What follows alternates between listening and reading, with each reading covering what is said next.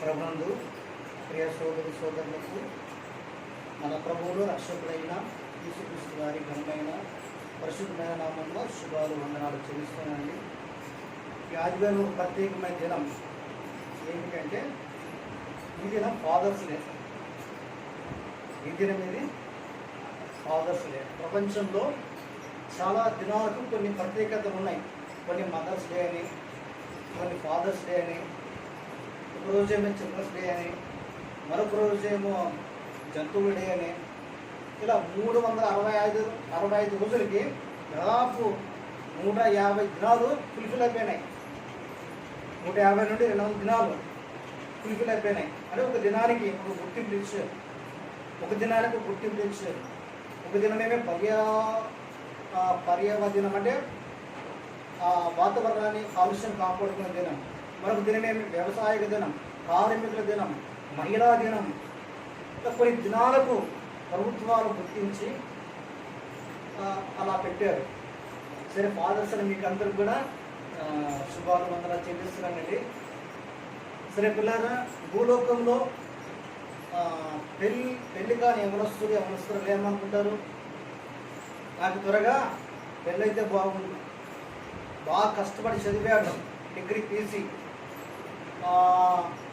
ఉద్యోగానికి కూడా BEd course చేశాడు, అప్లై చేశాడు, కానీ ఫెయిల్ అయిపోయాడు. ఏమనుకుంటాడు? నేను పాస్ అయినా త్వరగా ఉద్యోగం వస్తే బాగుంటుంది. సరే, పెళ్ళైన యవనస్తులు యవనులు ఏమనుకుంటారు? మాకు త్వరగా పిల్లలు పుడితే బాగుంటుంది, ఎందుకంటే మేము తల్లి కాబోతున్నాం. ఆ సంతోషం అనేది మరవలేనిది. చాలామంది కూడా పెళ్ళి పిల్లలు లేని వారు చాలామంది ఉన్నారు. సో ఏదైనా మనం పొందుకున్నామంటే దేవుని దయ, దేవుని కృప, దేవుని అనుగ్రహం. మన బలము కాదు, మన శక్తి కాదు, మన తినే ఫుడ్ కూడా కాదు. దేవుడు ఇస్తే తప్ప మనం ఏది తీసుకునలేము. బాప్తిమిచ్చి యోహాను అంటాడు, యోహాను సువార్త 3వ అధ్యాయంలో, పై నుండి అనుగ్రహింపబడితే తప్ప ఎవడో ఏమీయో పొందనేరడు. యోహాను సువార్త 3వ అధ్యాయంలో ఉంటుంది. పై నుండి అనుగ్రహింపబడాలి. ఈరోజు ఉద్యోగస్తున్నారు ఇక్కడ ప్రవేశాలు, మేడం గారు, ఆంటీ గారు, వారికి ఆ ఉద్యోగం ఎవరిచ్చారు? అది దేవుడిచ్చినది. మీకు పిల్లలు పుట్టారు, మీకు ఎవరిచ్చారు? అది పై నుండి అనుగ్రహం. కాబట్టి మన సజీవులకు ఉన్నామంటే కూడా అదేంటిది? పై నుండి మనకు దేవుడు అనుగ్రహించిన కృప. మనం బలవంతులమని, మనం ఈ దినానికి యోగ్యులమని మనము భూమి మీద నిలిచి లేము, కానీ దేవుని యొక్క కృప. కానీ పిల్లలు, తల్లిదండ్రులు అదొక సంతోషం, పిల్లలు కూడా ఎంతో సంతోషం. ఒక పాస్ గారు ఒక మాట అన్నాడు, పిల్లలు చిన్నప్పుడు తల్లిదండ్రులకు తలపోటు తెప్పిస్తారంట. తలపోటు అంటే తలనొప్పి. పెద్దగా అయిన తర్వాత, అంటే యవనస్తులు అయిన తర్వాత ఆ తల్లిదండ్రులకు వారు ఏం తెప్పిస్తారంట? గుండెపోటు తెప్పిస్తారంట. గుండెపోటు అంటే కొందరేమో చెడ్డల పట్ల బానిసలు అయిపోయి, మరికొందరేమో అమ్మాయిలను పిలిచి, అబ్బాయిలను పిలిచి, మరికొందరేమో రాజకీయాలకు వెళ్ళి ఎంత చెప్పినా ఉద్దర నాయనను కూడా వెనకపోవడం వల్ల, కాబట్టి వారికి ఏమొస్తుంది? గుండెపోటు వస్తుందంట. నేను ఇది బాగుపడాలి, నీ జీవితం బాగుపడాలి, అలా ఉంది ఇలా ఉండంటే ఈ రోజుల్లో యవనస్తులు వినే రకం కాదు. అంటే ఏమనుకుంటారు వాళ్ళు? మేమే జ్ఞానవంతులం, మాకే తెలివి ఉంది. కాబట్టి ఒక సేవకుడు అన్నాడు, చిన్నపిల్లలు చిన్నప్పుడు వాళ్ళ పూట తెప్పిస్తారంట, పెద్దగా అయిన తర్వాత గుండెపోటు తెప్పిస్తారంట. సో పిల్లలు లేని వారు బాధపడుతుంటారు, దేవుడు మాకు పిల్లలు ఇవ్వలేదని. సో మనం ఏం చేయలేము, అది దేవుని సంకల్పం, దేవుని దయ. సరే పిల్లరా, కాబట్టి ఈరోజు తండ్రులు దినోత్సవం కాబట్టి మనం కూడా మన పరలోకపు తండ్రి, ఆయన ఎలాంటి తండ్రో, ఆ తండ్రి ద్వారా మనమేం పొందుకున్నామో, ఆ తండ్రి మన పట్ల ఎలాంటి భావాలు, ఎలాంటి వ్యక్తిత్వం, ఎలాంటి లక్షణాలు కలిగిన వాడో, ఆ తండ్రి ద్వారా మనమేం పొందుకున్నాం అనే అంశాన్ని ఈరోజు మనం ధ్యానించుకోబోతున్నాం. కాబట్టి మన పరలోకపు తండ్రి గురించి మనం ఈరోజు ధ్యానించుకోబోతున్నాం. భూలోకంలో తల్లిదండ్రులు ఉన్నారు, ఎలా ఉన్నారు? కొందరు మంచి తల్లిదండ్రులు ఉన్నారండి. ఎలా ఉన్నారు? కొందరు మంచి తల్లిదండ్రులు ఉన్నారు, మరికొందరు అంటే మంచి తల్లిదండ్రులు అంటే వారి పిల్లలకు మంచి మార్గాలు నేర్పించేవారు, వారి పిల్లలకు మంచి బోధ చేసేవారు, వారి పిల్లలకు మంచి ఫుడ్ పెట్టేవారు, వారి పిల్లలను బాగా ప్రేమిస్తూ తప్పు చేస్తే శిక్షించి సరిచేసి, ఇలాంటి తల్లిదండ్రులకు వారిని మనం ఏం పిలవచ్చు అంటే వారు మంచి తల్లిదండ్రులు, గుడ్ పేరెంట్స్. మరికొందరు ఉన్నారు తల్లిదండ్రులు చెడ్డవారు, పిల్లలు చేపట్టించుకోరు, ఎట్లని వారు అనవు, నీ జీవితం మీద అన్నట్టు, ఇది కన్నమ్మ అంతే, ఇంకా నీ దారి మీదే. వాళ్ళు తప్పు చేసినా పట్టించుకోరు, వాళ్ళు ఏం చేసినా పట్టించుకోరు, వాళ్ళ బాధలు వాళ్ళవే, వాళ్ళ సినిమా చూస్తారు, అన్ని చూస్తారు. ఇలాంటి పిల్లల పట్ల సరైన బాధ్యత లేని తల్లిదండ్రులు ఎందరో ఉన్నారండి. అందుకే ఇలాంటి తల్లిదండ్రులను మనం ఏమని పిలవచ్చు అంటే వీరిని చెడ్డ తల్లిదండ్రులు. అయితే పిల్లల భూలోకంలో ఇలాంటి తల్లిదండ్రులు ఉన్నారు, కొందరు మంచి వాళ్ళు ఉన్నారు, కొందరు చెడ్డవాళ్ళు ఉన్నారు. కానీ మన పరలోక తండ్రి ఎలాంటి వారు చూడండి. లూకా సువార్త 6వ అధ్యాయము 36వ వచనాన్ని మనం చదువుకుందాం. లూకా సువార్త 6వ అధ్యాయము 36వ వచనం. కాబట్టి మీ తండ్రి కనికరం గల వాడై ఉన్నట్టు మీరును కనికరం గల వారై ఉండుడి. కాబట్టి మీ తండ్రి అంటే మన పరలోకపు తండ్రి, మనం సేవించే యేసు ప్రభువారు, మనం ఇంతవరకు ఆరాధించిన ఆయన ఎలాంటి వాడంటే ఆయన కనికరం గలవాడు, ఆయన కనికరం గల తండ్రి. కాబట్టి మీరును అట్టివారై ఉండండి. కనికరము, జాలి, దయ, మంచితనము, అలాగే ఇంకా కరుణ, ఇవన్నీ దాదాపు దగ్గర పదాలు. ఎలాగంటే ఆనందం, సంతోషము, ఇవి పర్యాయ పదాలే.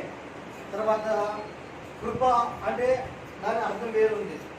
కృప అంటే అయోగ్యునికి యోగ్యతనిచ్చుట. ఇప్పుడు అక్క అనర్హురాలు, ఎక్కడైతే సింహాసనం ఉంది, ఈ సింహాసనం మీద కూర్చోవడానికి ఈమె అనర్హురాలు, లేదా అతడు అనర్హుడు, వారికి ఏ యోగ్యత లేదు. కానీ వారికి ఇచ్చి సింహాసనం కూర్చోబెట్టడం అనేది యోగ్యత. అంటే యోగ్యతలైన వారికి యోగ్యతనిచ్చిన కృప, దానికి కృప అంటారు. మరి దయ అంటే ఏమిటి అంటే ఇప్పుడు ఫలానా సిస్టర్ ఉంది, ఫలానా బ్రదర్ ఉంది, వారు అర్హులు, ఇక్కడ కూర్చోవడానికి అర్హులు, కాబట్టి వారు పిలిచిగా ఆహ్వానించాలి. ఇది దయ. అంటే అర్హత కలిగిన వారికి ఇచ్చేది దయ, అర్హత లేని వారికి ఇచ్చేది కృప. అర్థమైందా? మీరు ఎవరైనా అడిగితే చెప్పాలా? కృప అంటే అర్హత లేని వారికి మరి ఇచ్చేది కృప. ఇప్పుడు ఫలానా వ్యక్తి నా ద్వారా ఒక మేలు పొందడానికి అతను యోగ్యుడు కాడు, లేదా నాకు అన్యాయం చేసి ఉండొచ్చు, నా శత్రువై ఉండొచ్చు, కానీ మరో ఒక రోజు వచ్చి నా దగ్గర సహాయం అడిగాడు, నేను ఇచ్చే నా వ్యక్తిని, అదే కృప అంటే. దయ ఏమిటంటే ఫలానా వారు వచ్చారు, అతను అర్హుడే, 10,000 తీసుకున్నాడు, అది అడగడం కూడా అర్హుడే, అదే దయ. మరి కనికరం అంటే ఏమిటి? ఇంకా జాలి, కరుణ రెండు ఒకటే. జాలి, కరుణ అంటే అయ్యో పాపం. జాలి, కరుణ అంటే అయ్యో పాపం, మరి ఎందుకు అలా జరిగింది, సో మన మీద ఏమని చేద్దాం అనేది జాలి, కరుణ. మరి కనికరం అంటే ఏమిటంటే కని ప్లస్ కరము. కరుము అంటే చెయ్యి, కని అంటే కన్ను, అంటే చూచి చేయి చాచుట, దీన్నే కనికరం అంటారు. చెప్పండి. చూచి చేయి చాచుట, చూచి సహాయపడుట, చూచి దగ్గరికి వెళ్ళి అతన్ని చేయి పట్టుకొని లేవనెత్తుట, దీనినే కనికరము అంటారు. అర్థమైంది? ఇప్పుడు కృప అంటే అయోగ్యునికి యోగ్యతనిచ్చే కృప. దయ ఏమిటంటే యోగ్యునికి ఇచ్చే దయ. కనికరం ఏమిటంటే ఎవడో పడిపోయాడట, చూచి మనం దగ్గర వెళ్ళి చేయి పట్టుకొని అలా లేవనెత్తడమే కనికరం. కానీ మన పరమందున్న తండ్రి ఆయన ఎలాంటి వాడు? ఆయన కనికరం గల తండ్రి, ఆయన కరుణ గల తండ్రి, ఆయన దయ కలిగిన తండ్రి, ఆయన కృప కలిగిన తండ్రి, ఆయన కనికరం గల తండ్రి అండి. కాబట్టి బైబిల్లో ఒక తండ్రికి 2 కుమారులు ఉన్నారు. మనం ఎరిగిన లేఖన భాగమే. ఎక్కడది? లూకా సువార్త 15వ అధ్యాయంలో చూడండి. లూకా సువార్త 15వ అధ్యాయంలో ఆ తండ్రి ఎలాంటి వారంటే కనికరం కలిగిన తండ్రి. లూకా సువార్త 15వ అధ్యాయము 11 నుండి మనం చదువుకుందాం. 11వ వచనం. మరియు ఆయన ఇట్లా, నేను ఒక మనుషునికి 2 కుమారులుండిరి. వారు చిన్నవాడు, తండ్రి ఆస్తిలో నాకు వచ్చి భాగ్యమివ్వు అని అడిగినప్పుడు తన తండ్రి వారికి ఆస్తి పంచిపెట్టాడు. కొన్ని దినములైన తర్వాత చిన్న కుమారుడు సమస్తమును కూర్చుకొని దూరదేశమున ప్రయాణమైపోయి అచ్చట తన ఆస్తిని దుర్వ్యాపారం వలన పాడు చేశాను. అదంతా ఖర్చు చేసిన తర్వాత ఆ దేశమందు గొప్ప కరువు రాగా వాడు తినడానికి ఇబ్బంది పడసాగి వెళ్ళి ఆ దేశస్తుడు ఒకరి చెంత చేరాను. అతడు పందుల మేపుటకు తన పొలములోనికి వారిని పంపాను. వాడు పందులు తిని పొట్టుతో తన కడుపు నింపుకుని ఆశపడేది, కానీ ఎవరినో వానికి ఏమీ ఇయ్యలేదు. చూడండి పిల్లలు, ఇక్కడ ఒక తండ్రి ఉన్నాడు భూలోకంలో. ఆ తండ్రికి 2 కుమారులు ఉన్నారు. ఎంతమంది? 2 కుమారులు. కాబట్టి ఈ రోజుల్లో భారతదేశ ప్రకారం కూడా ఒక ఆజ్ఞ ఉంది, షరతు. ఇప్పుడు కొన్ని రాష్ట్రాల్లో ఉన్న రాజస్థాన్, మధ్యప్రదేశ్ బహుశా ఎవరైనా సరే పేరెంట్స్కి 2 పిల్లలు ఉండాలంట. ఆడపిల్లలైనా సరే మగ పిల్లలైనా సరే. లేకపోతే వాళ్ళు ప్రభుత్వ పథకాలకు, ప్రభుత్వ ఉద్యోగాలకు వారు అనర్హులు. అంటే వారికి ఓటు హక్కు ఉండదు, వారికి రేషన్ కార్డు ఉండదు, వారికి ఆధార్ కార్డు ఉండదు, ఇంకా దేని కూడా వారికి చెల్లరు. వారి ప్రభుత్వం నుంచి వచ్చే దేని కూడా వారు ఏది పొందుకోరు. కాబట్టి ఈ దినాల్లో కూడా మనకు 2 పిల్లలు ఉంటే చాలు. ఆడపిల్లలైనా మగ పిల్లలైనా. ఒక మగ పిల్లడే, ఒక ఆడపిల్లైనా. ఎందుకంటే ఈరోజు మరణాలు ఎప్పుడు వస్తున్నాయో ఎవరికి తెలియడం లేదు. మీరు 4 పిల్లలు కానీ లేకపోతే సరైన మీరు మరణిస్తే ఆ పిల్లల పరిస్థితి ఏమిటి? కాబట్టి 2 పిల్లలు చాలు. సిటీలో ఉన్న వాళ్ళకి నాలెడ్జ్ ఉంది, కానీ పల్లెటూరులో ఉన్న వాళ్ళకి నాలెడ్జ్ లేదు. పడే బతుకుతారు, అదే బతుకుతారు అంటారు. పల్లెటూరులో ఉన్న వాళ్ళ పరిస్థితి ఏమంటే మళ్ళీ బతుకుతారు సార్, మళ్ళీ కష్టపడుతూ బతుకుతారు. కాబట్టి ఈ దినాలు కూడా రేట్లు పెరిగినాయి. బతకడం చాలా కష్టంగా ఉంది. 2 పిల్లలు చాలు. అయితే పిల్లలు, ఈ తండ్రి దగ్గర ఒక చిన్న కుమారుడు వచ్చి, తండ్రి నీవు సంపాదించిన ఆస్తిలో నాకు వచ్చు భాగం ఇవ్వు అని అడిగాడు. సరే, వాడు సొమ్ము వాడికి ఇవ్వాల్సిందే కదా అని ఆ తండ్రి ఇచ్చేసాడు. ఇచ్చిన తర్వాత కొన్ని దినాలు అయిపోయింది. వాడు దూరదేశం వెళ్ళిపోయాడు, వాడు డబ్బుల్ని వెళ్ళిపోయాడు. వెళ్ళిన తర్వాత అక్కడ సినిమాలు, అక్కడ అమ్మాయిలు, అక్కడ బిర్యానీలు, బ్రాందీలు, ఇంకా పేకాట, జలస మొత్తం ఇంకా మన భాష చెప్పుకోవాలంటే ఇంకా అన్ని రకాలుగా చెడిపోయాడు. అన్ని రకాలుగా తన దగ్గర ఉన్న డబ్బులు ఖర్చు చేశాడు. అయితే తన దగ్గర డబ్బు ఉన్నసేపు బాగానే హ్యాపీగా ఉన్నాడు. మనుషులు అంటే వారు కోరుకున్న ప్రతి ఒక్కరు మన చుట్టే ఉన్నారు. కానీ డబ్బు పోయిన తర్వాత అందరూ దూరం వెళ్ళిపోయారు. డబ్బు అయిన తర్వాత అందరూ దూరం వెళ్ళిపోయారు. కాబట్టి ఈ లోకంలో మనుషులు ఎలాంటి వారంటే మన నుండి ఎదుటివారికి ఏదో దొరికితేనే మన దగ్గరికి వస్తారు. మనుషులు ఎవరు ఎలాంటి వారంటే స్వార్థపూర్వ అవకాశవాదులు. అలానా వ్యక్తి దగ్గర ఏదైనా ఉంటే తప్ప వస్తారు. మన దగ్గర ఏమి లేకపోతే మన దగ్గర పోరాదు. మీకు సామెత ఒక మాట ఉంది, దాదాపు అందరూ స్నేహితులను పేదవాడు అందరికి స్వచ్ఛంది. కాబట్టి మనం ఏం చేయాలంటే మన దగ్గర ఉన్న డబ్బుని చాలా పూర్తిగా మనం వాడుకోవాలి. డబ్బును వృధా చేయకూడదు. డబ్బు చాలా విలువైంది. మరి అలానే డబ్బు మీదే మనసు పెట్టమని కాదు. డబ్బు మనకు విలువైందే, కానీ దానికంటే విలువైన వాడు దేవుడు. మన నమ్మకం, మన విశ్వాసం, మన ప్రార్థన దేవుని మీద ఉంచాలి. కాబట్టి మనం తెలివితో డబ్బును ఖర్చు చేయాలి. అయితే డబ్బంతా పోయిన తర్వాత ఇంకా మనం తినడానికి ఏమీ లేదు, తిండి లేదు, ఎవరు పలకరించేవాళ్ళు లేరు, ఎవరు చేరదీసేవాళ్ళు లేరు. ఇక ఒంటరివాడైపోయాడు, అనాథ అయిపోయాడు. ఆఖరి గండం పెరిగింది, బట్టలు చినిగిపోయినాయి. ఒకటి 15 ఆశలకు తిరిగి వెళ్ళాడు ఒక వ్యక్తి దగ్గరికి. అయ్యా నాకేమో తినడానికి ఇవ్వంటే వాడేం చేశాడంటే, సరే నువ్వు 12 మేపడానికి ఫుడ్ పెడతానన్నాడు. 12 మేపాడు. ఆఖరికి వాడు కూడా ఫుడ్ పెట్టలేదండి. ఆఖరికి వాడు ఆకులు కొని చిన్న కుమారుడు ఆ పందుకి పొట్ట దగ్గరికి వెళ్ళి తినాలని ఆశపడ్డాడు. అది కూడా దొరకలేదు. పందులో అది కూడా మనం తిననీయలేదు. అయితే వాడు బుద్ధి వచ్చినప్పుడు అయ్యో నా తండ్రి దగ్గర ఎంతో మంది కూలి వండరు, అన్నము సమృద్ధిగా ఉంది, నేను దగ్గర ఆకలి చచ్చిపోతున్నానని వాడు బుద్ధి వచ్చినప్పుడు జరిగి తెలుసుకొని ఆలోచన చేసి బయలుదేరుతున్నాడు. ఇక దూరదేశం ఇక బయలుదేరుతున్నాడు.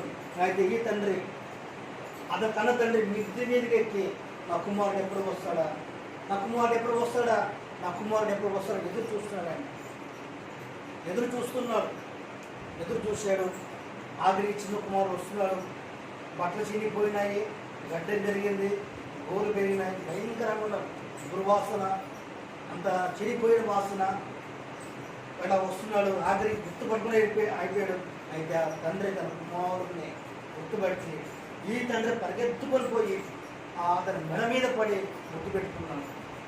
చిన్న కుమారుడు అంటాడు, తండ్రి నీకును పరలోకానికి విరోధమైన పాపం చేశారు, ఈ కుమారుడు అనిపించుకోవడానికి నేను యోగ్యుని కాదు, నీ మాట వినలేదు, నేను చెడిపోయిన వాడను, నేను భ్రష్టుడను, తండ్రి నన్ను క్షమించు, ఈ కూలి బాండ్రంలో ఒకనిగా నన్ను చేర్చుకో అన్నప్పుడు ఆ తండ్రి చూడండి, అక్కడ చక్కగా ఒక మాట రాయబడింది.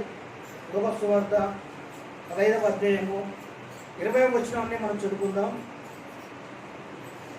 వాడింకా దూరంగా ఉన్నప్పుడు, చూడండి, వాడింకా దూరంగా ఉన్నప్పుడు అంటే ఈ తండ్రి తన కుమారునిపై ఎదురు చూచిన తండ్రి, నిరీక్షించిన తండ్రి వాడింకా దూరంగా ఉన్నప్పుడు వారిని చూచి కనికరపడి, చూడండి, కనికరం గల తండ్రి, ఈయన కుమారు కోసం ఎదురు చూసిన తండ్రి, కుమారుని చూసి కనికరపడిన తండ్రి, కుమారుని కోసమై పరిగెత్తిన తండ్రి, కుమారుని ముద్దు పెట్టుకునే తండ్రి. ఈయన చూడండి, తన కుమారుని అంటే ఈ తండ్రికి ఎంత ప్రేమో, ఎంత ఇష్టమో.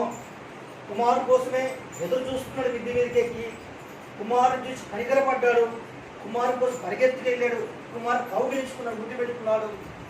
ఆయన ఎలాంటి తండ్రి అంటే కనికరం గల తండ్రి. ఎలాంటి వాడు ఈయన? కనికరం గల తండ్రి.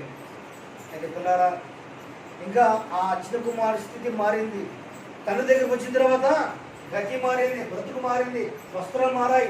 అంటాడు, వేడికి ప్రశస్త వస్త్రం తెచ్చి ఇయ్యండి, పాత చెప్పులు కొత్త తీసుకురండి, ఉంగరం పెట్టండి అని ప్రేమయ్యాడు. మరలా కుమారుడు తన అధికారానికి, తన వారసత్వానికి కూడా యోగ్యుడు. ప్రశస్త వస్త్రం దొరికింది, వస్త్రం సరిగ్లేదు, వస్త్రం మార్చివేయబడింది, చెప్పులు మార్చివేయబడింది, స్నానం చేసాడు. తర్వాత అతని కోసమే ఒక వేట మాంసం అంటే పొట్టులు కూడా వధించబడింది. ఇక్కడ ఆ తండ్రి అంటాడు, నా కుమారుడు తప్పిపోయి మరలా దొరికాడు, నా కుమారుడు చనిపోయి మరలా బతికాడు, మనం ఈ దినమందు తిని సంతోషించాలి. తండ్రికి దూరం అయితే ఏం పొందుకున్నాడు ఆ కుమారుడు? ఒంటరితనం, ఆకలి, తండ్రికి దూరం అయినప్పుడు. కాబట్టి మనం కూడా దేవుని విడిచి దూరం కాకూడదు. ఋతు గ్రంథంలో ఒక కుటుంబం ఉందండి. ఋతు గ్రంథంలో నోయహు కుటుంబం ఉంది. ఆ నోయహు కరకు వచ్చినప్పుడు దేవుని ప్రార్థన చేయకుండా, దేవుని అడగకుండా, దేవుని సేవలకు సలహా తీసుకోకుండా ఒంటరిగా బతకడానికి తన కుటుంబంతో సహా, ఇద్దరు కుమారులతో సహా మోయాబు దేశానికి వెళ్ళింది, అన్ని దేశానికి. దేవుడు ద్వితీయోపదేశకాండంలో సెలవిచ్చాడు, మీరు ఇశ్రాయేలీయులు అంటే మిమ్మల్ని నేను ప్రత్యేకించుకున్నాను, ప్రతిష్ఠించుకున్నాను, మీరు అన్యులతో సహవాసం చేయకూడదు, అన్యుల దేశానికి మీరు వెళ్ళకూడదు, ఇది దేవుని ఆజ్ఞ. అయితే నయ్యమే ఏమే ప్రార్థన చేయకుండా, ఏం అనకుండా దూరదేశానికి వెళ్ళి తన కుమారుడు పోగొట్టుకుంది, తన భర్తను పోగొట్టుకుంది, ఆఖరికి ఒంటరి అయిపోయింది. దేవుని దూరమైతే, దేవుని మీద ఆధారపడకపోతే, దేవుని ఆశ్రయించకపోతే మన గతి స్థితి చాలా భయంకరంగా ఉంటుంది.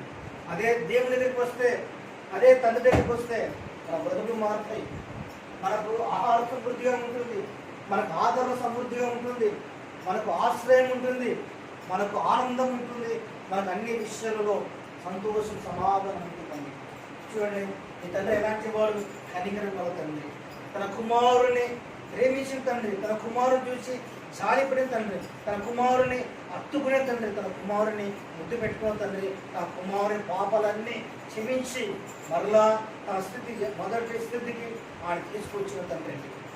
అయితే పిల్లారా, మన పరలోక తండ్రి కూడా, మన స్థితి కూడా ఇలాంటిదే. మనం కూడా దేవునికి బహుదూరస్తులం, ఎఫెస్ పత్రిక 2వ అధ్యాయంలో 10 నుండి 11 రాయబడింది. ఒకప్పుడు మీరు క్రీస్తుకు దూరస్తులై ఉంటిరి, ఆయన ఇప్పుడు క్రీస్తునందు ఆయన రక్తం ద్వారా మీరు సమీపస్తులై ఉన్నారంట. కాబట్టి మనం దేవుని గొప్ప ఒకప్పుడు ఎలాంటి వారం, బహు దూరస్తున్నాం, దేవుని ఎరగని వారం, దేవునితో మనం ఏం లేదు సంబంధం లేని వారం, చెడిపోయిన వారం, మనం అపవిత్రత నిండిన వారం, భ్రష్టులం. అయితే ఈ తండ్రి తన కుమారుని దగ్గరికి పరిగెత్తుకుపోయినట్లు మన పరలోక తండ్రి కూడా తన పరలోకాన్ని విడిచి, సింహాసనాన్ని విడిచి, మహిమని విడిచి ఆయన మన కోసమే, ఆయన సింహాసనం మీద నుండి ఆయన మన కోసం ఎలా వచ్చాడు, పరిగెత్తుకుని వచ్చాడండి. కారణం ఏంటంటే మన అగ్నిగుండానికి వెళ్ళవలసిన వారం, అపవాది మనం బంధించి వేశాడు, అపవాది చెరలో ఉన్నాము. ఇలాంటి మనం రక్షించడానికి, రక్షించిపోయిన మనల్ని వేద రక్షించడానికి మనుషుల కుమారుడు వచ్చిన దగ్గర చూపిస్తుంది. ఆ తండ్రి మనం చూసి మన దగ్గరకు వచ్చాడు. కారణం ఏంటంటే ఆయన కూడా నీ మీద నా మీద ఉన్న ప్రేమ, కనికరం, సారి దయండి. ఒకటి మన పరలోక తండ్రి ఎలాంటి వాడు, కనికరం గలవాడు. మనం కూడా కనికరపడాలి. లోకంలో ఎవరైనా సరే మన విషయం తప్పు చేసినప్పుడు మనం వారి నుంచి జారి పడాలి, వారు తప్ప క్షమించాలి, చేయాలండి. ఇదే కనికరం అండి. కాబట్టి లోక సువార్తలో ఒక ఉపమానం దేవుడు చెప్పాడు. అందరు ఇక్కడే ఉన్నారా? లోక సువార్తలో 10వ అధ్యాయంలో దేవుడు ఒక ఉపమానం చెప్పాడండి. ఒక వ్యక్తి దేవుడి దగ్గరకు వచ్చి ఏమంటున్నాడు అంటే, ప్రభా ధర్మశాస్త్రములో ప్రధానమైన ఆజ్ఞ ఏమిటి అని అడిగినప్పుడు దేవుడు 10 ఆజ్ఞలు చెప్పాడు. ఫలానా చెప్పినప్పుడు నేను ఇవన్నీ చేస్తున్నాను అంటాడు. ఇవన్నీ చేస్తున్నావు అంటే అప్పుడు ఏమన్నాడు, నీవు నీ పొరుగువారు ప్రేమించమన్నాడు దేవుడు. కొత్త ఆజ్ఞ.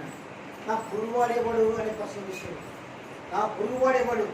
అప్పుడు దేవుడు ఇలాగూ ఒక ఉపమానం చెప్పాడండి. ఒక వ్యక్తి ఎక్కడ వెళ్తున్నాడు, యెరూషలేములో నుండి యెరికోకు వెళ్తున్నాడు. యెరూషలేము నుండి యెరికోకు వెళ్తున్నాడు. అయితే అందులో దొంగల చేతి చిక్కాడు. దొంగలు అతన్ని కొట్టారు, గాయపరిచారు, అతని మస్తులో దోచుకున్నారు, డబ్బు దోచుకున్నారు. ఇంకా అతను ఎలా ఉన్నాడు, పొరప్రాణాలతో ఉన్నాడండి. అంటే చనిపోవడానికి సిద్ధంగా ఉన్నాడు. ఒక లేవీయుడు వచ్చాడు. వీరెవరు? క్రైస్తవులే, విశ్వాసులే, దేవుని బిడ్డలే. ఒక లేవీయుడు వచ్చాడు, చూశాడు. నాకు సంబంధం లేదు, నాకు చర్చిలో నాకు సంబంధం లేదు, పట్టిన సంబంధం లేదు, దూరం వెళ్ళిపోయాడు. తర్వాత ఒక యాజకుడు వచ్చాడు. యాజకుడు అంటే ఎవరు? పాస్టర్, సేవకుడు, సువార్థికుడు, సంఘ పెద్ద. వచ్చి చూశాడు. ఇలా వాడే కూడా నాకు సంబంధం లేదు, వాడు నా బంధువు కాదు, వాడు నా సహోదరుడు కాదు, వాడే కూడా చూశాడని వెళ్ళిపోయాడు. తర్వాత ఒక సమరయుడు వచ్చినాడు. సమరయుడు అంటే ఎవరు? అన్యుడు, దేవుడు ఎరగనివాడు, దేవుడు అంటే ఎవరు తెలియనివాడు, ఒక విశ్వాసాయం చేయవలసిన వాడు. లేవీయుడు, యాజకుడు సహాయం పడకుండా, కనికరం పడకుండా అతని దగ్గరికి వెళ్ళి అతని పరిస్థితి చూడకుండా దూరంగా వెళ్ళిపోయారు. కారణం స్వార్థం. నేను బాగుంటే చాలు, ఏమైనా పక్కన వాళ్ళు ఏమైనా పడైపోని అని మరి వెళ్ళిపోయారండి. అయితే ఒక సమరయుడు, దేవుడు ఎరగని వాడు వచ్చి అతని దగ్గరికి వెళ్ళాడు. అతను చూశాడు, కనికరపడ్డాడు, అతను లేవనెత్తాడు, తన గాడి మీద కూర్చున్నాడు. తీసుకువెళ్ళి మా ప్రథమ చికిత్స చేయించిన తర్వాత ఒక హోటల్ తీసుకెళ్ళారండి. మా ఇతని భోజనం పెట్టు, ఇతని నెలంతా ఇతను ఇక్కడే ఉంటాడు, ఇతనికి ఎంత ఖర్చు నేను భరిస్తాను. ఇదే కనికరం అంటే. కనికరం అంటే ఇదే. పడిపోయిన వాళ్ళని లేవనెత్తడమే కనికరం. ఒక దరిద్రమైన స్థితిలో ఉన్నాడు, ఆర్థిక ఇబ్బందులు ఉన్నాడు, సహాయపడమే కనికరం. కనికరం అంటే ఇదేనండి. మనం ఎదుటి వాళ్ళకి ఎప్పుడు కనికరం కూడా అర్థం ఏంటంటే దగ్గరికి వెళ్ళుట, చూచుట, లేవనెత్తుట, సహాయం చేయుట, ఇవే కనికరం ఉన్న అర్థాలు. కాబట్టి మనం కూడా ఎలా ఉండాలి? కనికరం కలిగిన వారై ఉండాలి. ఒకటి మన తండ్రి కనికరం గల వాడు, మనం కూడా కనికరం గల వారే జీవించాలి. ఇంకా చూడండి, మన తండ్రి ఎలాంటి ఇవ్వాలంటే మత్తయి సువార్త 6వ అధ్యాయము 43-44 వచనాలు మనం చదువుకుందాం. మత్తయి సువార్త 5వ అధ్యాయము 43-44 వచనాలు. నీ పొరుగు వారిని ప్రేమించి నీ శత్రువును ద్వేషించమని చెప్పబడిన మాట మీరు విన్నారు కదా. నేను మీతో చెప్పున్నదేమనగా, మీరు పరలోకముందున్న మీ తండ్రికి కుమారులై ఉండినట్లు మీ శత్రువులను ప్రేమించుడి, మేము హింసించు వారి కొరకు ప్రార్థన చేయండి. మన పరలోక తండ్రి ఎలాంటి అంటే ఆయన ప్రేమ కలిగిన తండ్రి అని ఆయన అంటున్నాడు. మీరు మీ పరలోకముందు మీ తండ్రికి మీరు కుమారులై ఉన్నట్లు మీ శత్రువులను ప్రేమించండి. ఈయన పరలోక తండ్రి ఎలాంటి వాడు? శత్రువులను ప్రేమించిన తండ్రి. ఆయన కిందన్నాడు, అనీతి మంతుల మీదను నీతి మంతుల మీద నేను వర్షాన్ని కురిపించబోతున్నాను. కాబట్టి మీరేం చేయాలా? మీరు మీ శత్రువులను ప్రేమించండి. పిల్లరా, రోమపత్రిక 5వ అధ్యాయంలో మన స్థితి రాయబడిందండి. రోమపత్రిక 5వ అధ్యాయంలో మన పరలోకముందు నా తండ్రి మనం చూసి కోరుకొనినప్పుడు, నిన్ను ప్రేమించినప్పుడు మన స్థితి ఎలాంటిది తెలుసా? మనం బలహీనలం. ఎలాంటి వారము? బలహీనలం ఒకటి. మనం ఎలాంటి వారు? రెండవది అంటే భక్తిహీనలం. అంటే మనలో భక్తి శూన్యతం, అంటే -0. ఇంకా మూడోది ఎలాంటిదంటే మనము పాపులం అని రాయబడింది ఆయన మనం ప్రేమించినప్పుడు. మూడోది ఎలాంటిది? మన స్థితి పాపులం. నాలుగోది ఎలాంటిదంటే మనము శత్రువులం అని రాయబడింది. ఐదవది ఎలాంటిదంటే మనము అవిధేయులం అని రాయబడింది. ఆరవది మనము భ్రష్టులం అని రాయబడిందండి. అయితే ఆ పరలోక తండ్రి ఎలాంటి వాడు? ప్రేమగా మరి. కాబట్టి ఇలాంటి శత్రువులను మనల్ని ఆయన ప్రేమించాడు. భ్రష్టులను మనం ప్రేమించాడు. దేవుని అవిధేయులను మనం ప్రేమించాడు. కారణం ఏమిటంటే ఆయన ప్రేమ కలిగిన తండ్రి. అందుకే ఆయన అంటున్నాడు, మీరు మీ పరలోకముందు మీ తండ్రి ఎలాంటి వాడు? మీ శత్రువులుగా మేము ప్రేమించిన వాడు నేను. మీరు కూడా మీ శత్రువులను ప్రేమించండి. మన పరలోక తండ్రి ఆయన మన శత్రువులు ఉండగా ఆయన మనం ప్రేమించిన తండ్రి. ఆయన మన దగ్గరకు వచ్చిన తండ్రి, మనకు సహవాసం చేసిన తండ్రి. కాబట్టి మన శత్రువులను మనం ప్రేమించిన వారే ఉండాలి. ఇది చాలా కష్టమైన మాట. ఇది అక్క కష్టమైన మాటే కదా ఇది. శత్రువు ప్రేమించమంటే అంత ఆశామాషిగా. కానీ దేవుని పిల్లలని మనం ఆయన కుమారులు మనకు పిలువబడాలంటే, మనం దేవుని కుమార్తెలమని ఆయన మనం చూసి మెచ్చుకొని ముందు పెట్టుకోవాలంటే మనం ఆ శత్రువులను ప్రేమించాలి, సహాయం చేయాలి. ఎందుకంటే మనం ఆయన ఒకప్పుడు ఆయన శత్రువులు మనం ప్రేమించాలి. దావీదు కుమారులు ఒక కుమారుడు ఉన్నాడండి. అతని పేరు అబ్షాలోం. ఏం పేరు? అబ్షాలోం. తన తండ్రి ఇంకా బతికే ఉన్నాడు దావీదు. ఈ బుద్ధి లేని వాడికి ఏం పెరిగిందని అసూయ పెరిగింది. ఈ తండ్రి స్థానాన్ని నేను తీసుకోవాలి, నేనే రాజు అవ్వాలి, అందరూ నా దగ్గరికి రావాలి, అందరూ నన్నే గణపరచాలి, అందరూ నన్నే పొగడాలి అని కొంతమంది 50 మంది తీసుకున్నారు. తన తండ్రి ఏమో సింహాసనం ఇంట్లో ఉన్నప్పుడు ఇద్దరు బయటకు వచ్చి ఎవరైనా రాజు దగ్గరకు వస్తే, నాయన కోసం వస్తే ఇద్దరు పిలుచుకుంటా దగ్గర చేసుకుని ముందు పెట్టి, ఆయన ఈరోజు రాజు చాలా బిజీ ఉన్నాడు, లేదా ఆరోగ్యం బాగాలేదు, సరే నీకు న్యాయం తీర్చడానికి అక్కడ ఎవరు లేదు, నేనున్నాను, నేను రాజకుమారు కదా అన్నప్పుడు 50 మందిని అలా ఆకర్షించుకున్నాడు. అప్పుడు పెట్టాడు తన వైపు. మరికొంతమంది చివరికి తనకంటూ ఒక సైన్యాన్ని సమకూర్చుకున్నాడు. ఎవరి మీదకి లేచాడు? తన తండ్రి మీదకి లేచాడండి. తన తండ్రి మీదకి లేచాడు. అంటే నేనేం చెప్తున్నానంటే ఈ శక్తులను ప్రేమించండి అనే అంశం చెప్తున్నాను.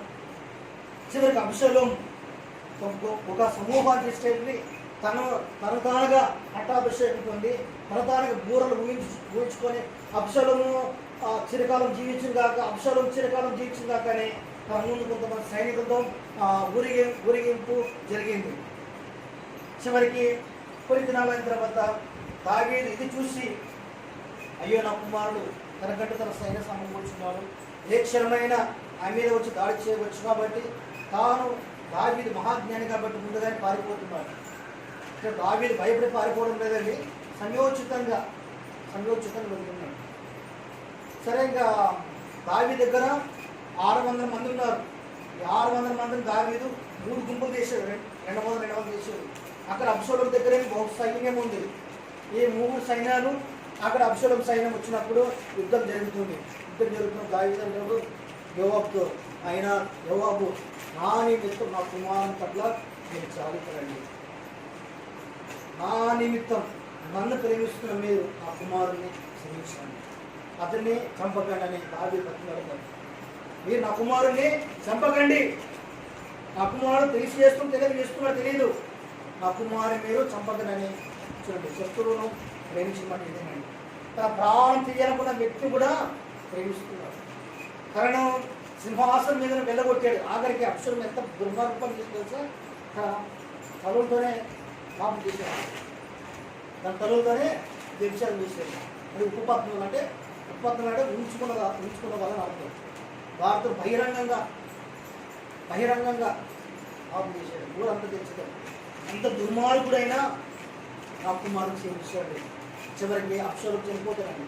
చనిపోయిన తర్వాత ఈ విషయం దావీదు తెలిస్తే దావీదు ఎంత ఏడుస్తో తెలుసా, నా కుమారుడు అబ్షలోమా,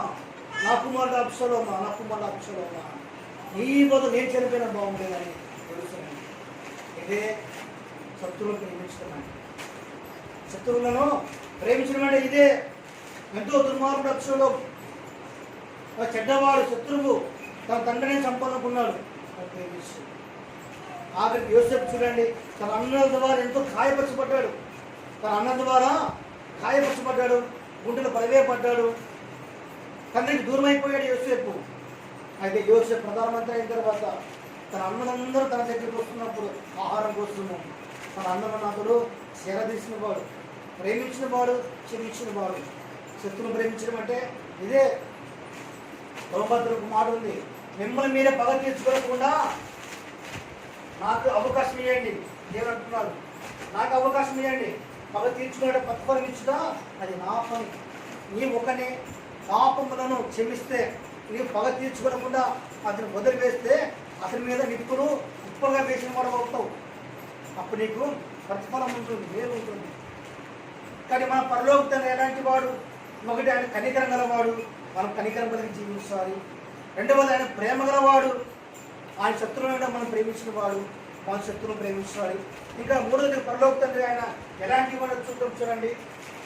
ఇదే మత్తయి సువార్త 5వ అధ్యాయము 44వ వచనాన్ని మనం చదువుకుందాం. చివరి లైన్, మిమ్మల్ని హింసించిన వారి కొరకు ప్రార్థన చేయుడి. మన పరలోక తండ్రి యేసు ప్రభువారు ఆయన ఎలాంటి వాడు? తనని హింసిస్తున్న వారి కోసము ప్రార్థించిన తండ్రి, శత్రుల కొరకే ప్రార్థించిన తండ్రి. ఎక్కడ చూడగలం ఈ అంశాన్ని అంటే కలవగిరిలో మనం చూడగలం. యేసు ప్రభు మీద ఏం పెట్టారు? ముళ్ళ కిరీటం పెట్టారు తల మీద. ఒక్కొక్క మేకు ఒక్కొక్క ముళ్ళు ఎంత పొడుగుందంటే అప్పుడు రోమా సామ్రాజ్యంలో ఇంచుమించు 6 అంగుళాలు లేదా 5 అంగుళాలు. అవి బలంగా ఉంటాయి. ఇలా గుచ్చితే నేరుగా మెదడులోకి వెళ్తాయి. అంత భయంకరమైన ముళ్ళ కిరీటం అది. తల నిండా రక్తమే. ఆఖరికి ఆయన దేహం అంతా కొరడా దెబ్బలు కొట్టారు. తర్వాత ఆయన చేతులకు మేకులున్నాయి. ఇంకా శరీరంలో బలం ఏమీ లేదు. ఆఖరికి ఆయన అన్నాడు, నేను దప్పికొచ్చున్నాను అంటున్నాడు. అంటే దప్పిక బాగా వేస్తుంది. అప్పటికే ఆయన 150 కేజీల బరువున శిల మోసుకుంటూ చాలా దూరం వెళ్ళాడు. రక్తం నేరులే పారింది. ఇంత భారంగా ఉన్నప్పుడు ఇంకా ఆయన శివ మీద విరాడుతున్నాడు. ఒక దొంగేమో ఆయన హింసిస్తున్నాడు, బాధ పెడుతున్నాడు. కింద ఉన్న వారు కూడా ఎగతాళి చేస్తున్నారు. యూదుల రాజా దిగిరా, అప్పుడు మేము నమ్ముతామని ఎగతాళి చేస్తున్నారు. ఇప్పుడు ఆయన ఒక మాట అన్నాడు, తండ్రి మీరేం చేస్తున్నారో మీకు తెలియదు కనుక మీరు క్షమించమని ఆయన ప్రార్థన చేశారు. కాబట్టి మన పరలోక తండ్రి ఆయన చేసి చెప్పాడు. కానీ భూమి మీద మనం నెమ్మది సుఖంగా బతకాలి, మన దేవుడు కుమారులు అనిపించుకోవాలి. దేవుడి ద్వారా ప్రతి మేరకు మనం పొందాలంటే మనం హింసించే వారి కోసము ప్రార్థన చేయాలి. ఇప్పుడు ప్రభుత్వాలు భయంకరంగా ఉన్నాయి మన దేశంలో. ఆ ప్రభుత్వం ఎవరిది? అది అన్య ప్రభుత్వం, అంటే యేసు ప్రభుని జరగని ప్రభుత్వం. కాబట్టి వారు మనల్ని హింసిస్తారు, గాయపరుస్తారు, కొడతారు. నువ్వు యేసు ప్రభు నమ్మొద్దు. రకరకాల చిత్రహింస గురి చేయవచ్చు. అంత మనమేం చేయాలా? తిరిగి చేయలేకపోకూడదు, తిరిగి కర్ర పట్టుకోకూడదు, చీపు పట్టుకోకూడదు, ఆయుధాలు పట్టుకోకూడదు, రాళ్ళు పట్టుకోకూడదు. వారు ఎంత హింసించో మనం ఓర్చుకోవాలి, సహించాలి. తర్వాత మనము వారి కోసం ప్రార్థన చేయాలి. ఆ తండ్రి ఎలాంటి వాడు? మనం ఆయన పోలి జీవించాలి, ఆయన వలే మనం జీవించాలి. ఆయన కనికరం గల తండ్రి, ఆయన ప్రేమ గల తండ్రి, ఆయన ప్రార్థించిన తండ్రి. ఇంకా మన కోసం మా తండ్రి ఏం చూస్తున్నారు? హెబ్రీ పత్రికలో రాయబడింది, ఆయన ఎన్నో వరకు రాయబడింది. ఆయన తండ్రి దగ్గర తండ్రి అయిన దేవుడు సింహాసనం మీద ఉన్నారు, కుమారుడైన యేసుప్రభువు వారు ఆయన కుడి చేతి పక్కన ఉన్నాడు. ఆయన పరిశుద్ధుల కొరకు విజ్ఞాపన చేస్తున్నాడు మన కోసం. కాబట్టి మన పరలోకపు తండ్రి మన కోసం ఇప్పటికి కూడా ప్రార్థన చేస్తున్నాడు. మన భారతదేశంలో ఉన్న రాజకీయ వ్యక్తుల కోసం, క్రైస్తవ విశ్వసిన వారి కోసం నువ్వు ప్రార్థన చేయగలుగుతున్నావా? వారు మనసు పొందాలని, వారు యేసుప్రభువును నమ్మాలని. కాబట్టి అప్పుడే నువ్వు దేవుని కుమార్తె అవుతావు. మన పరలోకపు తండ్రి మనకు చక్కని మాదిరి. ఇంకా ఆ పరలోకపు తండ్రి ఆయన ఎలాంటి వాడు చూడండి. మత్తయి సువార్త 6వ అధ్యాయము పేజీ తిప్పండి. 7వ అధ్యాయము, మత్తయి సువార్త 7వ అధ్యాయము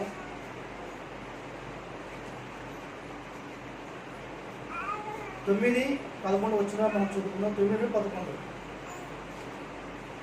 మీలో ఏ మనుషుడైనను తన కుమారుడు తన్ను రొట్టెను అడిగిన ఎడల వారికి రాత్రిచ్చున, చేపను అడిగిన ఎడల పామునిచ్చున, మీరు చెడ్డవారయుడియు మీ పిల్లలకు మంచి ఈవులనియ్య నేర్గి ఉండగా పరలోకమందున్న మీ తండ్రి తన అడుగువారికి అంతకంటే ఎంతో నిశ్చయంగా మంచి ఈవులను ఇచ్చును.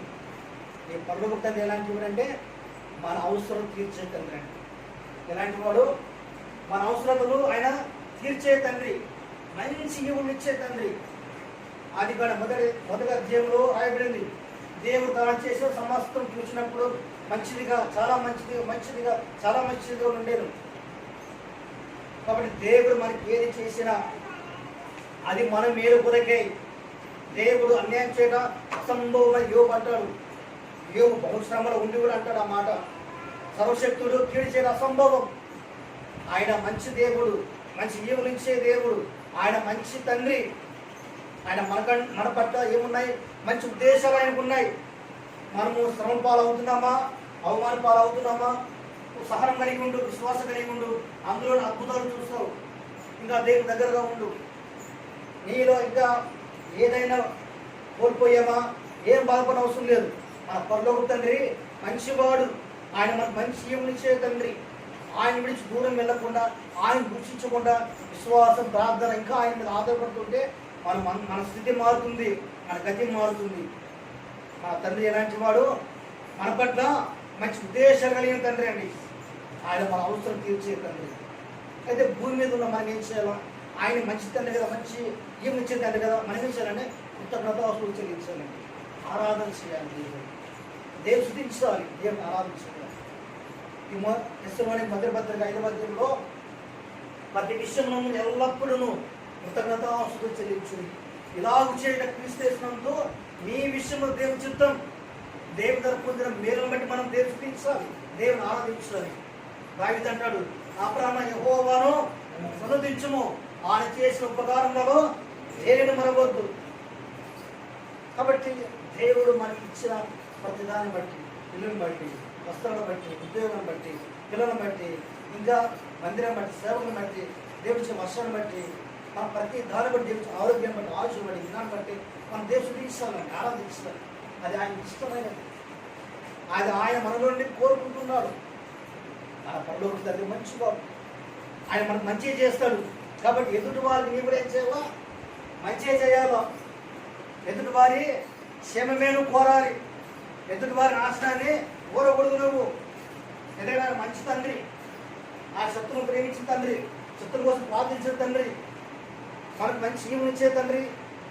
మనం ఆయనకు అన్యాయం చేసినా, మనం అపనమ్మకస్తులమైన, మన కోసం ప్రార్థన చేయకపోయినా, మనం దేవునికి దూరమైన కూడా ఆయన మనం బలిపీనం మన జ్ఞాపకం చేసుకొని, మరి మంచివారు మన జ్ఞాపకం చేసుకొని ఆయన మనం క్షమిస్తూనే ఉన్నాడు. కానీ మనమేం చేస్తున్నాం? దేవుని మర్చిపోతూనే ఉన్నాం. కాబట్టి 4వది పరలోక తండ్రి ఎలాంటివి అంటే మంచి ఈవులు ఇచ్చే తండ్రి. 5వది పరలోక తండ్రి ఎలాంటి వారు చూద్దాం. చూడండి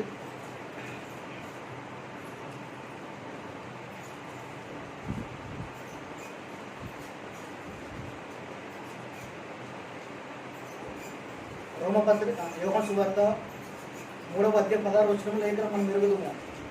దేవుడు లోకమును ఎంతో ప్రేమించాను కాగా ఆయన తన అద్వితీయ కుమారునిగా పుట్టిన వారియందు విశ్వాసం ప్రతి వారు నశింపగా నిత్య జీవం పొందినట్లు ఆయన అనుగ్రహించాను. ఆ పరలోకపు తండ్రి మనకి ఏమి ఇచ్చిందంట? నిత్య జీవాన్ని అనుగ్రహించిన తండ్రి. ఆయన మనకు నిత్య జీవాన్ని ఇవ్వబోతున్న తండ్రి, మనకు నిత్య జీవాన్ని ఇచ్చిన తండ్రి అండి. ఆ నిత్య జీవం రావడానికి యేసుప్రభు వారి కలవరి గిరిలో ఆ తండ్రి ఏమైపోయాడు? ఆయన నీ పాపం నా పాపం కంటే ఆయన మరణించాడు. పాపం వలన వచ్చే జీతము మరణం. మన పాపమైనగా ఆ తండ్రి తన కుమారుడు పంపిణీ లోకంలోకి. ఆ కుమారుడు ఏం చేశాడు? తన ప్రాణం ఇచ్చాడండి. ఆయన ప్రాణం ద్వారా, ఆయన మరణం ద్వారా, రక్తం ద్వారా మనం ఏం పొందుకున్నాం?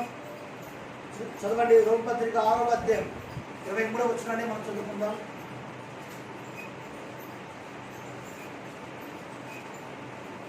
6:23 పాపం వలన వచ్చే జీతము మరణము, అయితే దేవుని కృపావారం క్రీస్తునందు నిత్య జీవం. ఆ పరలోక తండ్రి మన కోసం బలి అయిపోయిన తండ్రి, ప్రాణం ఇచ్చిన తండ్రి, మనలను పరలోకానికి చేర్చిన తండ్రి, మనకు నిత్య జీవనిచ్చిన తండ్రి, పాప క్షమాపణ ఇచ్చిన తండ్రి, మనకు రక్షణనిచ్చిన తండ్రి అండి. కాబట్టి ఇంకా ఆ తండ్రిని మనము హత్తుకోవాలి, ప్రేమించాలి, ఆ తండ్రి వలె జీవించాలి. ఆ తండ్రికి మన ద్వారా ఏమి రావాలి? ఘనత రావాలి, మెప్పు రావాలి. ఈ పాపక్షమాపణ, నిత్య రక్షణ, ఈ జీవం, ఇవన్నీ మనం ఆ పరలోక తండ్రి ద్వారా ఉచితంగా పొందుకున్నాం. కాబట్టి ఆ తండ్రికి నీ జీవితం ద్వారా, మన జీవితాల ద్వారా ఏం రావాలి? మెప్పు రావాలి, ఆనందం కలగాలి, సంతోషం కలగాలి. నీకు అనేకులకి ఈ తండ్రిని పరిచయం చేయాలి.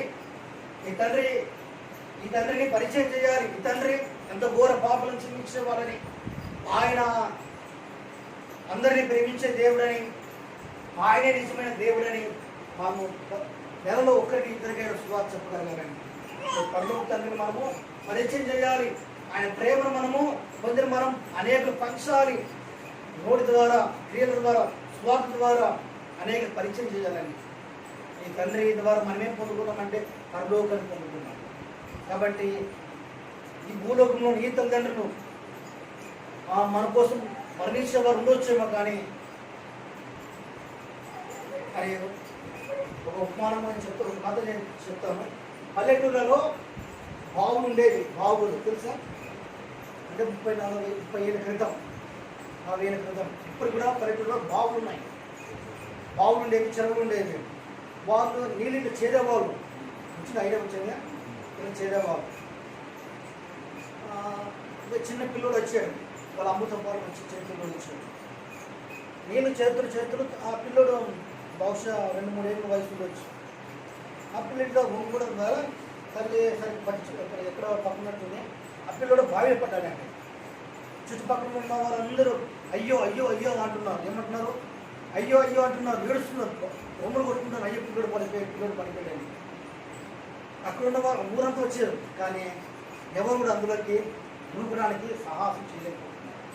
ఆ వార్త అట్లే అందుతో పొలంలో పనిచేస్తున్నాం. ఒక వ్యక్తి దగ్గరికి వెళ్ళింది, ఒక ఎవరస్తుడు దగ్గరికి వెళ్ళింది. ఆ ఎవరస్తుడు పరిగెత్తుకొని వచ్చి అందులో దూకేసి ఆ పిల్లవాడిని పైన తీసుకొచ్చి ఆ పిల్లవాడిని ఇలా నొక్కుల ద్వారా బతికించాడు. ఆ దూకిన వ్యక్తి ఎవరో కాదు, అతన్ని కన్న తండ్రి. అక్కడున్న వాళ్ళందరూ అయ్యో అయ్యో అంటున్నారు. ఆ అయ్యో అయ్యో అనేది ఇద్దరు మతస్థులు, దేవుడు దేవతలు. వాళ్ళ ద్వారా మనకేమీ లేదు, రక్షణ లేదు, పాపక్షమాపణ లేదు, జీవం లేదు. అయితే మన పరలోక తండ్రి, ఆ తండ్రి అయితే తన కుమారు కోసం ఏం ఆలోచన చేయకుండా ఎలా తన కుమారుని రక్షించుకోవాలని కూర్చాడో, మన పరలోక తండ్రి కూడా మన కోసం ప్రాణం ఇచ్చాడు, మన పరలోకం ఇచ్చాడు, పాపక్షమాపణ ఇచ్చాడు. ఇంత మంచి తండ్రి భూలోకంలో ఉన్నాడా? ఇంత ప్రేమల తండ్రి భూలోకంలో ఉన్నాడా? ఇంత నీ మేలు కోరే తండ్రి భూలోకంలో ఉన్నాడా? నీ పట్ల ఇంత కనికరమైన తండ్రి భూలోకంలో ఉన్నాడంటే ఎవరు లేరండి. మన తండ్రికి మన జీవితం ద్వారా మీకు ఘనత రావాలి. మన ద్వారా ఇంకా ఆయన అనేక పరిచయం చేయాలని ఆయన కోరుకుంటున్నాడు. కాబట్టి ఆ రీతిగా నిర్ణయం జీవించడానికి దేవుడు మనల్ని నడిపించుగాక. దేవుడి వాక్యం దీవించుకున్నాక.